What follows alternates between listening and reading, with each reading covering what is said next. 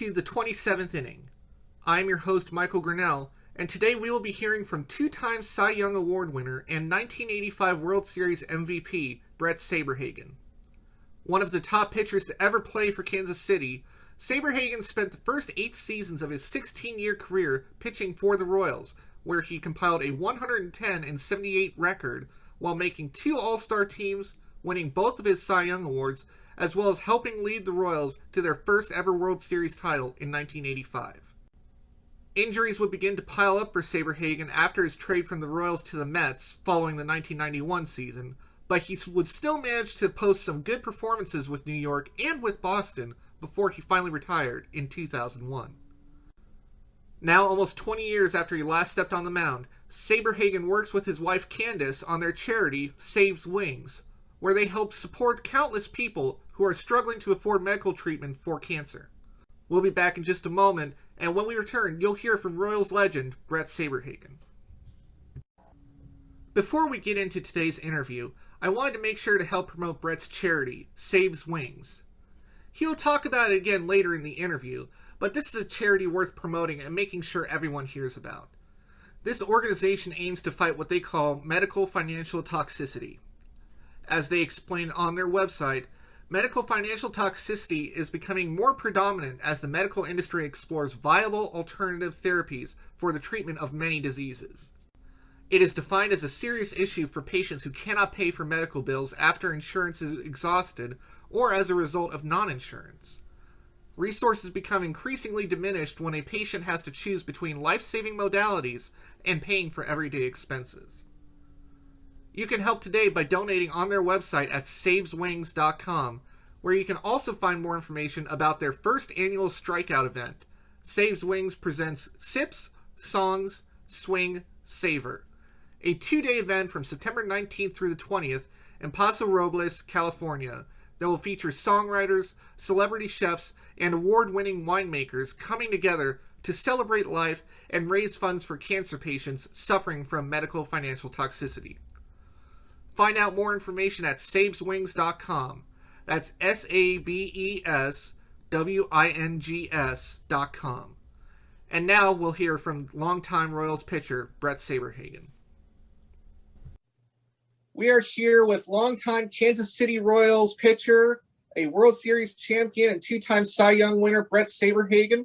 Bret, thank you for taking the time to speak with us today. Thank you for having me, Michael. So let's start things off by going back to the 1982 draft. You're selected in the 19th round out of Grover Cleveland High School. Tell us a little bit about when you got that call that you're going to be going to Kansas City. Well, I wasn't really sure if that was going to happen or not. I was my senior year in high school. Scouts came out right after basketball season and very highly recruited by a bunch of different people. Had some arm problems, came out of basketball not ready to throw the ball as hard as I did. Didn't prepare for that season, almost kind of like taking a spring training and having some arm problems. So, I was thinking about going to USC just because of the 19th round. I was told by the Royals that I would be drafted no later than the 9th round. And then when they drafted me in the 19th round, I went to the postseason and threw 3 out of 4 games and won a championship at Dodger Stadium. And then they decided that they really wanted me. They didn't want me as a shortstop because they did draft me as a shortstop. And they wanted me as a pitcher, which was all right. I was good with whatever they wanted me to do. But at that point in time, it was more of an ego thing, I think, for me, just knowing that, they should have drafted me earlier. They said they were going to draft me earlier. 10 rounds go by, and they finally picked me up. And so the price actually went up. But I was really contemplating going to the University of Southern California. At that time, Randy Johnson and Mark McGuire was part of that team. So it would have been kind of fun playing with them. But as you look back, hindsight, it worked out pretty well for me as well, going to the Royals and the right organization and them needing pitching and some of their veteran guys kind of at the end of their careers. Yeah, you can say that. It definitely seemed to work out best for you. You only spent 1 season in the minors pitching between Double-A Jacksonville and Single-A Fort Myers. Talk about that season not 19 years old in the minors. Talk a little bit about how that went for you. Yeah, yeah, I just kind of getting adjusted, being away from home first and foremost. That was kind of a big deal for me. We were in Sarasota, Florida. I went to instructional ball when I signed finally late August with the Royals. So I had a short little abbreviated kind of mini season that they have for their minor league guys, some of their higher prospect guys. I did pretty well there. Went on to Fort Myers for spring training, actually Sarasota for spring training, and made the Fort Myers team, which was single A ball, which I was very happy about. And then halfway through the season, I got a call in the office and said, you're getting called up to Double A. So finished off at Double A, a bunch of great ball players there. That's where ended up finishing that year, 1982. Actually, 1983, finished up that year there. We went to postseason, did all right in postseason, and then went to big league camp. They invited me to big league spring training camp that next year. So that was kind of a cool little year to actually get my feet wet in the minors and have that chance that they thought that I was moving up that quickly to go to spring training with the big leaguers only after one season. It's rare that you have somebody get called up to the majors after just one season in the minor leagues.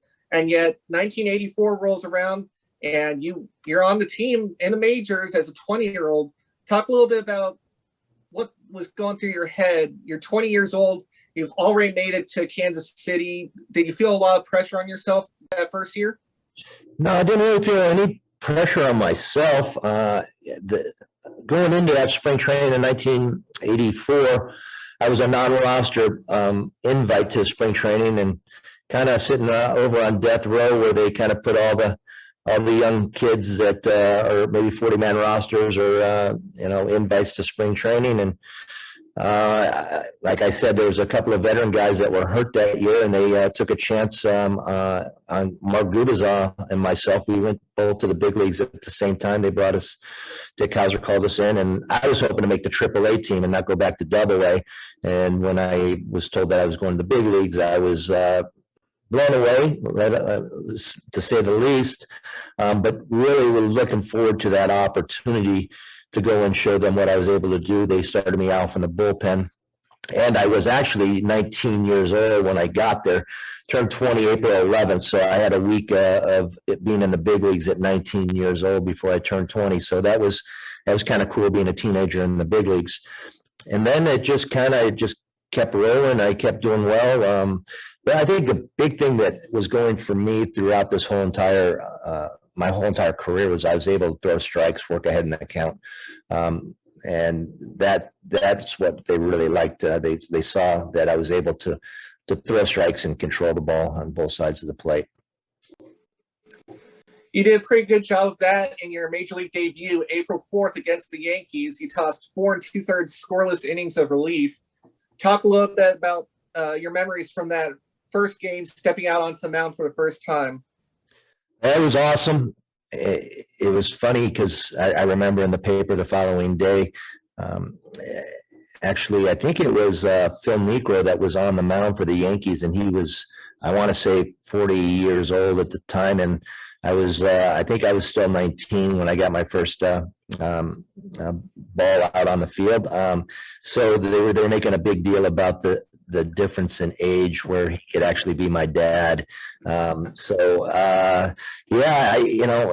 was just, give me the ball and let me do my best. Of course, the nerves are always going, and especially out of the bullpen and getting your first start. But it went pretty well, and it kept going from there. And I just kept getting more opportunities and taking advantage of them. So, 1984, you had a pretty solid season, but you really kicked things into gear in 1985. By far your best season. Talk a little bit about, what do you think was the big difference for you from your rookie season in 84 to that great year in 1985? What was like some of the changes that you made in your approach to have that level of success? Not really anything different. I just had a lot more starts. I was a starter the whole entire year. I wasn't coming out of the bullpen from time to time.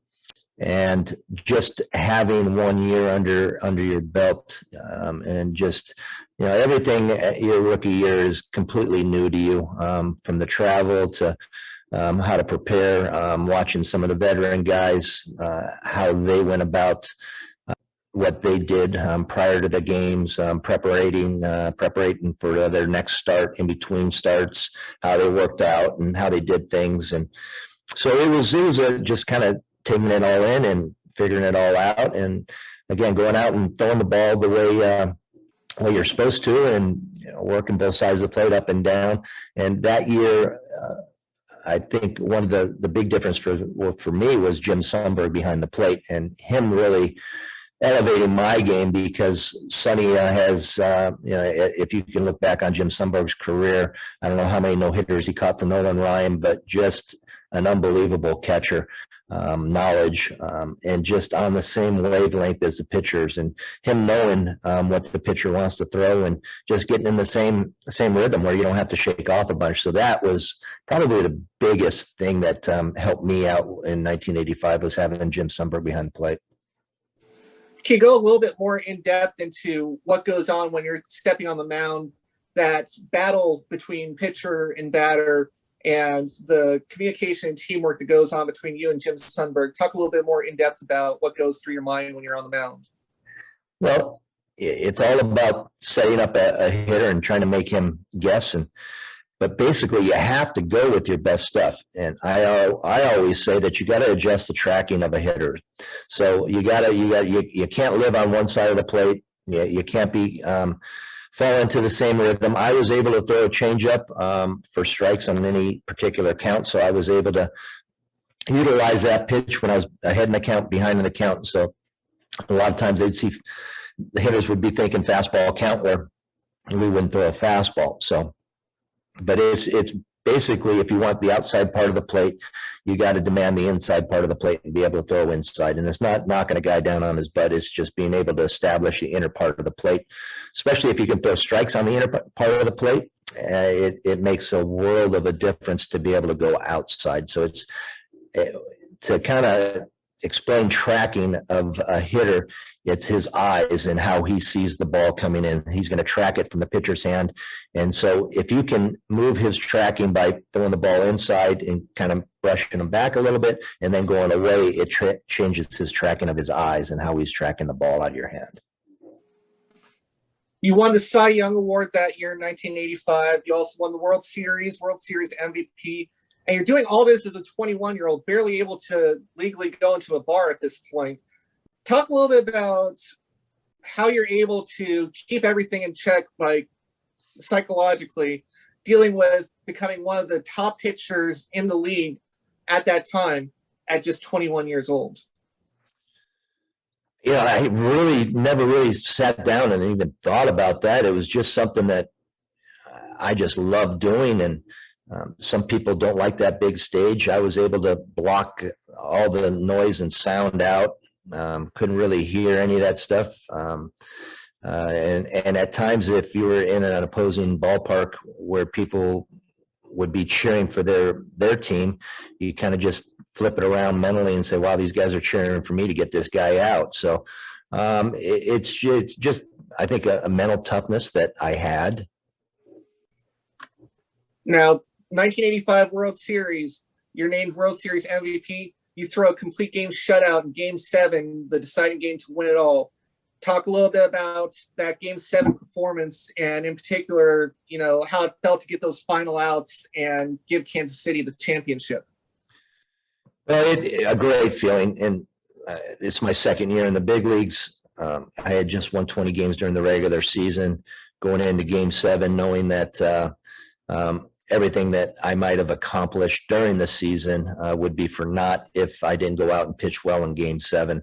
Kind of felt like before the game, if I didn't do well, I'd be letting my teammates down, the organization down, our fans, friends and family. There was a lot of weight on my shoulders.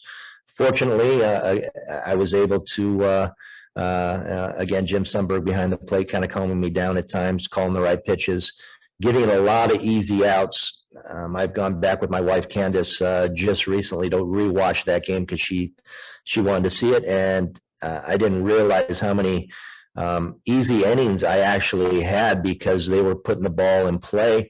I was throwing strikes and just a lot of easy outs. There was really not a whole lot of stress throughout that whole entire ball game, just because they were swinging early and often and putting the ball in play and hitting it right at guys. So that made things for me as a pitcher a lot easier. And sometimes you got to tell pitchers to throw to contact. A lot of these guys, all they want to do is strike guys out, wasting their pitches. And by the time it rolls around to the third or fourth inning, they already have 70 pitches, and you can't finish off games.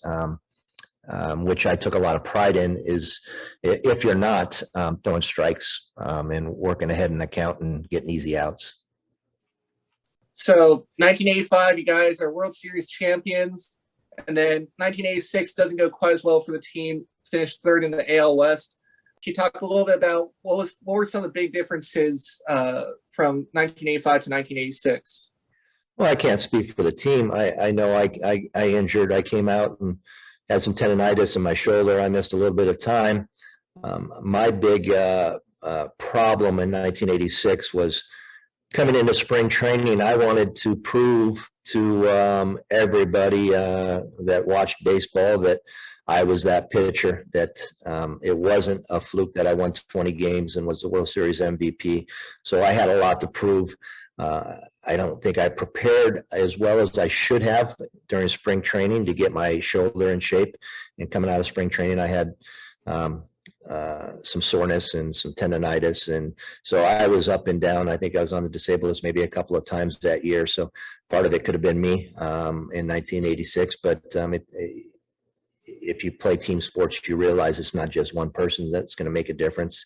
You got to have the whole entire team kind of combined and chip in and have a great year. So that's why it's so tough to win championships. If it was easy for one particular player, it would be happening year after year. So I'll take a lot of blame for 1986, but I just tried to prove to everybody that I was that pitcher. You went on to have quite a few more great seasons with Kansas City. You won the Cy Young again in 1989. You guys weren't able to make it back to the postseason, though, after that. Was it frustrating a little bit to get so close to getting back to the playoffs again, but just never quite getting there? People got to remember that, and that year, I think it changed in the first year of the 90s or that, but there was no wild card teams back then. So it was two teams from the American League and two teams from the National League going into postseason, which made it very tough for teams to actually get to postseason. I think we came up a couple of games short that year, maybe 3 games, couple of games, whatever it was. But I remember that we were having problems with our fifth starter. There was all kinds of guys in that particular year that they were trying to go out there and be our fifth starter, but nobody was really doing a good job. So the 4 guys, the main guys, came together and said, let's go and talk to the manager to see if we can get the ball every 4 days. So we went on a 4-day rotation. And that's some of the numbers that I put up, because in August, I ended up winning 8 games in August and finishing out that season pretty well. That started that season, I got beat up a couple of games by Toronto, but really put it together towards the second half of the season. But yeah, it's always frustrating when you don't make postseason. Nowadays, it's a lot easier for teams to get to postseason. And to be honest, I think basketball is a joke as far as how many teams get into postseason. I don't want to see teams that don't even have a winning record going to postseason. I don't care to watch those games. So I listen to some of these analysts going, yeah, we love it, this and that. I don't want to see playing games and having 10 teams and only 10 teams sitting out. It's kind of almost ridiculous that everybody, it's like giving them a participation trophy. I don't agree with participation trophies either. You got to earn that stuff. And so I think baseball does it right. There's the right amount of teams getting to postseason, but it's not overwhelming. I think hockey has a couple too many spots that people go to postseason. It keeps it interesting for the fans, puts money in the pockets of the owners, and postseason money for some of the players, and the pot that gets distributed. So it's all about the money with how many teams are getting to postseason. But I think baseball does it really well. The right amount of teams get in, and I think they would probably do more if it didn't come down to weather. But if you add more teams, it's going to be a longer postseason. And knowing that it could be snowing somewhere in November, you just can't do that with baseball. Yeah. All right. So let's flash forward now to August 26, 1991. You go up against the Chicago White Sox. You toss a no-hitter. Talk a little bit about leading up to that game. Did you feel like something special was going to happen that night? Had no idea. I always say that to throw a no-hitter, and there's been 5 no-hitters, another one last night, thrown in the big leagues. It seems like it's happening nonstop. What it's not talked about a whole lot is when guys get position players hit for the cycle. That's a special feat, and that doesn't happen very often. The no-hitters, it seems like more and more are happening, but I always say that you have to have a little bit of luck and you have to be good. So there's a lot of pitchers that have played in the big leagues that have not gotten no-hitters that were great pitchers in their own right. So I didn't really feel any different than a normal game. And what I think I just read recently somewhere is that I had just coming off the disabled list shortly before that. So I don't really recall that as well. But a fun night. And I've been close to no-hitters previous to that one. And in the past, I was always looking at outs. Okay, I need to get 6 outs. I need to get 5 outs.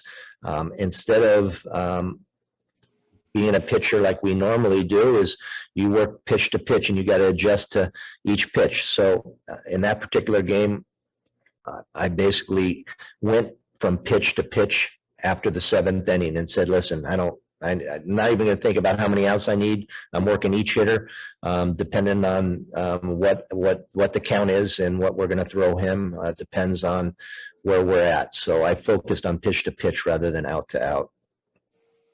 You get that final out of the no-hitter. Talk a little bit about what was going through your mind then, what your teammates' reactions were to you pulling that off. Well, I was just talking with Mark Sweeney a little bit about this, and he talked with Mark Gubazaw, and Gooby, who is a dear friend of mine, still is. He's our daughter Brittany's godfather, so he's always been a close friend of mine. But he gave me some kudos to Mark, basically saying that I think the quote was, everybody on the team was very excited for Bret because he was one of the leaders of that team. So that made me feel very good, knowing that some of the guys looked up to me, which a lot of times you have no idea. But everybody was very excited along with me. And after that, the last out, broken bat by Frank Thomas to Terry Shumpert, second base. It was a big relief because I had been close a few times prior to that and didn't pull it off. So, and Brent Maine did a great job behind the plate for me that particular game, and we made it happen. Now, later that year in the off season, you end up being traded to the Mets. Talk a little bit about from the player's perspective what it's like when you find out that you're going to be moving to a new team, and that whole process that you had to go through. Well, it's kind of a double-sided feeling. Part of you is very dejected that a team doesn't want you anymore. But you got to look at it as a business and as a needs. So each team has certain needs, and if they can make those needs readily available in a trade, then that happens. I think the tougher part of it would have been is if I ever got released and just basically team saying we don't want you anymore. But the second part of that is the other team that's getting you is very excited. You're filling their needs, and they feel like you're going to help the team out. So I was disappointed at first. I thought I was going to spend my whole entire career in Kansas City. It didn't work out that way. I grew up as a pitcher in New York. New York is a huge market. The East Coast is huge. Boston, Philly, Washington, you can name all, Baltimore. They're all big market teams, very passionate about their baseball. Not that the Midwest or the West is not passionate about baseball, but it's just a completely different vibe. And I grew up as a person and as a player when I got to New York. Now, you spent a couple of years there, and then midway through the 95 season, you're traded again, this time to Colorado. Two parts to this question, but first off, is there a difference between what you had to go through and moving and dealing with this trade? Is there a difference between having the trade happen in the offseason versus what you had to go through when the trade happens in the middle of the season? Yeah. When I was traded from the Royals to the Mets, I was able to go to New York, press conference, kind of look around to see where people lived, where we were going to make home for the season. So it was a little easier to prepare. When I went to the Rockies, I stayed at the hotel for the remainder of that season, which isn't the end of the world. There's some nice hotels out there. So it is completely different, but you still have those same feelings that the one team didn't want you, and then the other team was very excited. And by being traded, I got to postseason again for the first time in many years with the Rockies in 1995.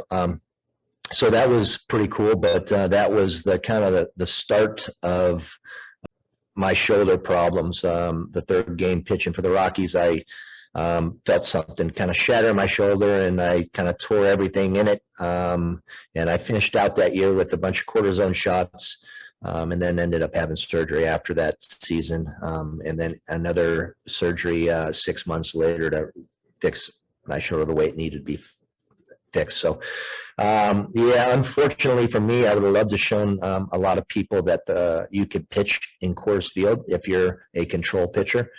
I know the numbers are a little bit higher, but I feel that a ground ball pitcher or a control pitcher could be very successful in Colorado. That was something I was going to ask you about.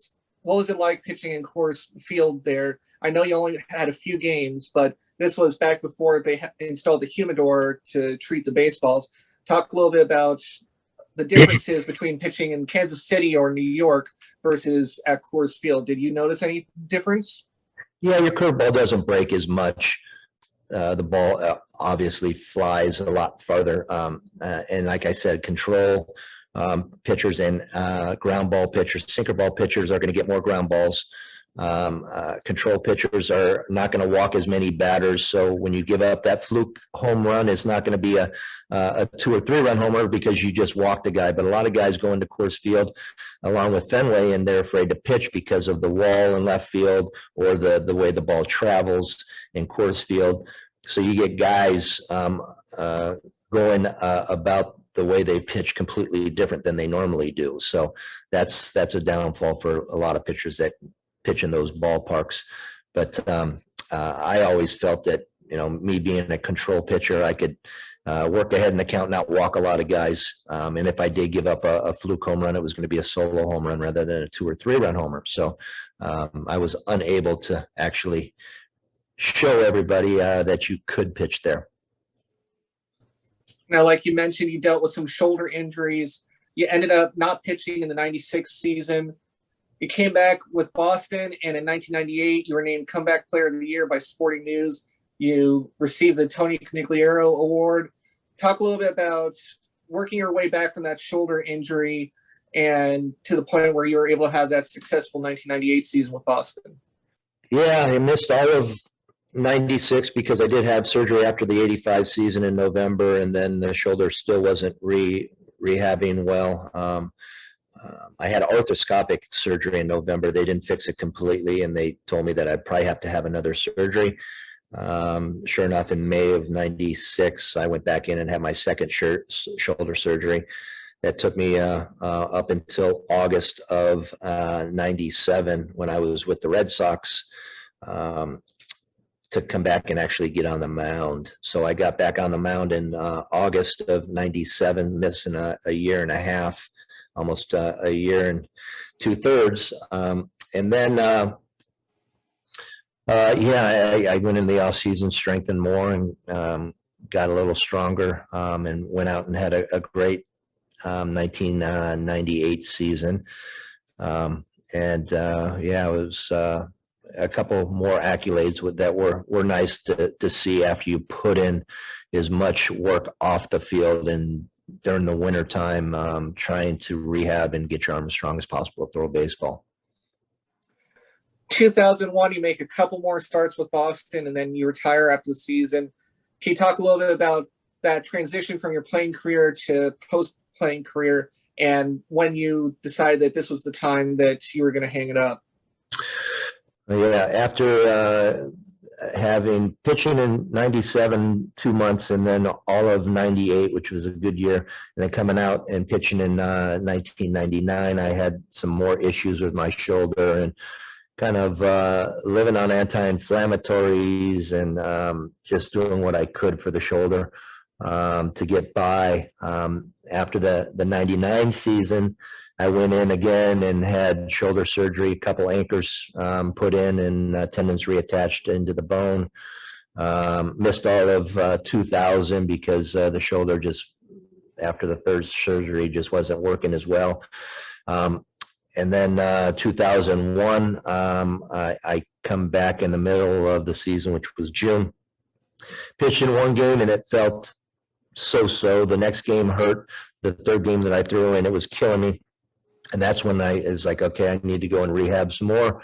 I finished off that year on the disabled list, and kind of knew my contract was over with after that year, that I really wasn't going to come back and play. So tough to make that decision, but the way that it made it easy for me to make that jump into retirement was that I physically couldn't do it anymore.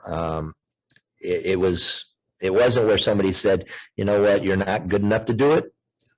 It was just unable to do it because of my shoulder. So the transition from baseball to retirement was easy. I enjoyed golf. I enjoyed seeing the kids on a regular basis. So the jump for me was actually pretty smooth. I know a lot of guys have a tough time with it. Some guys don't even want to watch it anymore. So it just really, I think it depends on the situation. And for me, it was one of those things that, physically I couldn't do it. So talk a little bit about what you have been doing since your retirement. Well, it's been a multitude of things. I coached some high school ball. Kids were doing that. Then I jumped into baseball agent, and I did that for 2 years, which I enjoyed. Working with some of the kids, the younger guys that we recruited, and talking baseball to them. But the baseball agency is a sleazy business, to say the least. Guys, other agencies trying to steal your guys, promising them that, promising them this, offering them money, which you're not allowed to do. It is a very not nice business to be in. So that was a big turnoff for me. Got out of that, started up the foundation, and then we have, in 2008, as everybody kind of knows, the market went kind of south, and have shut it down. And then got married a few years ago. We started up the foundation again, but our foundation now, SabesWings, is geared towards cancer patients that are having a tough time paying their financial obligations. So if they're having problems with their medical, we'll come in and help them pay their medical bills. If they're paying their medical bills and they're not keeping up with their mortgage or their payments, house payments, and that, we'll come in and get them up to date with that. So Candace, my wife, has gone through breast cancer. diagnosis 3 different times. She's doing well now, and she's seen firsthand on what it cost. First off, going through any cancer, and just about everybody out there knows somebody, a family member, somebody close that is going through cancer, that has gone through cancer, and the stress that it puts on you. Then to add to, and cancer thrives on stress, and then to actually put on top of people, whether it be a mom or dad trying to take care of their son or daughter, or husband, trying to take care of his wife, or vice versa, and not being able to take care of their bills. It puts more stress on the patient, on the family, and we're trying to come in and take care of some of those needs. So September 19th and 20th, in Central Coast, California, Paso Robles at Guymar Winery, we're going to have a great night, raising a lot of money, giving some family assistance to a few families, giving out a Lifetime Achievement Award.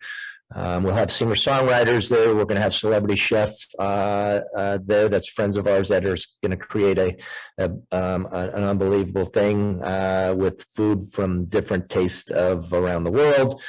And then we also have a golf event on the 20th, the next day, and Chef Rosh is going to do a cooking class for those that the sponsors that are not playing in the golf. So we have 2 days of great things.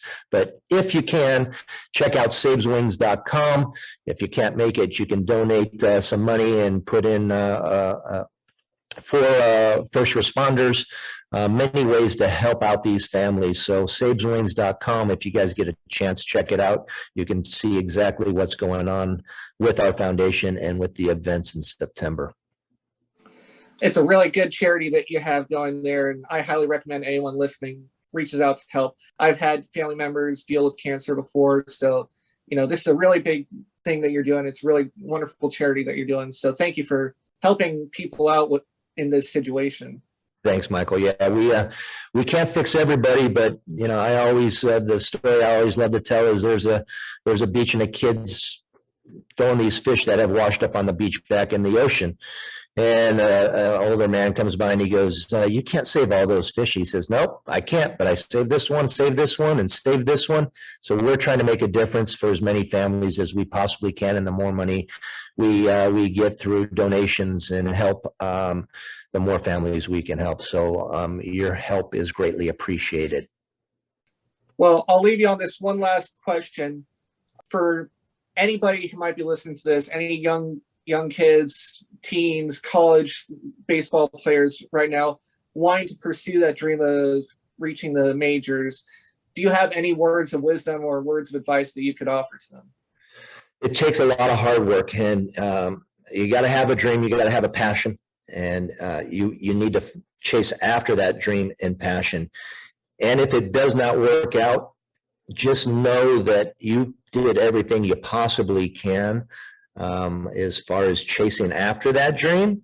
That when and if it does not happen, you can fully look back and go, you know what, it wasn't meant to be, because I did everything I possibly could. So, and not to scare anybody off, but there's only been, I think, less than 20,000 people that have put on a Major League Baseball uniform. So as many years as baseball has been around, and for that fraternity to have less than 20,000 people that have ever put on a Major League uniform, it's very tough to get there. So if your dream is baseball, go after it, work as hard as you can, in every aspect of it. So it'd be nutrition, it would be physically, it would be mentally. You've got to have all those things going on, and you have to have the ability. And sometimes it's the right place at the right time to get that opportunity. But if you give everything you possibly can, work as hard as you can, and it doesn't happen, I think you can sleep at night. All right, Bret Saberhagen, thank you again for speaking with us today. Thank you for having me, Michael.